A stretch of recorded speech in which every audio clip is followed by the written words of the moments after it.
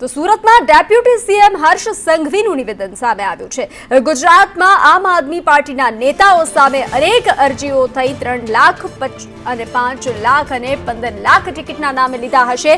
ગુજરાતના યુવાઓ બૂસ્ટ થયેલી પાર્ટીનો ભોગ બની રહ્યા છે।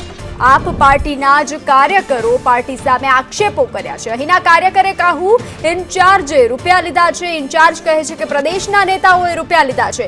પાર્ટીના કાર્યકરોએ ગુજરાતભરમાં અરજીઓ આપી છે। તો આ ખૂબ જ દુઃખદ બાબત છે। આવું નિવેદન ડેપ્યુટી સીએમ હર્ષ સંઘવીનું સામે આવ્યું છે। જે રાજ્યના નિયમો છે તોડવા માટે એમને ભડકાવવામાં આવ્યા કે આમ આદમી પાર્ટી કી સરકાર આएगी તો અમે સૌ લોકો જે રસ્તાઓ ઉપર તમે ગમે ત્યાં મસ્જિદો મજારો જે બાંધી છે એનું રક્ષણ કરવામાં આવશે।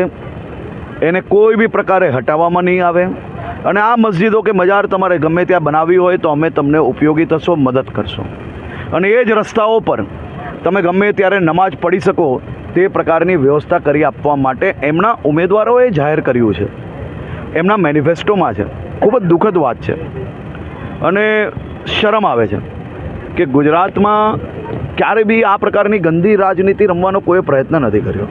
તો આમ આદમી પાર્ટીના જ કાર્યકર્તા દ્વારા આમ આદમી પાર્ટીના નેતા ઉપર જે અરજી કરવામાં આવી એક નહીં અનેક અરજીઓ ગુજરાતભરમાં થઈ છે। ક્યાંક 3 લાખ રૂપિયા, ક્યાંક 5 લાખ રૂપિયા, ક્યાંક 15 લાખ રૂપિયા એ લોકોએ ટિકિટ માટે લીધા હશે। આ ખૂબ જ દુઃખદ વાત છે કે ગુજરાતના મારા યુવાનો જે ગુજરાતની સેવા કરવા માટેનો પ્રયત્ન કરતા હોય તેમનાથી ભૂલથી ખોટી પાર્ટી જે ચૂઝ થઈ ગઈ હોય એમાં પાછા આવા યુવાનોના જે વર્ષોની જે બચત છે એ ટિકિટના નામે ઉઘરાવવામાં આવી।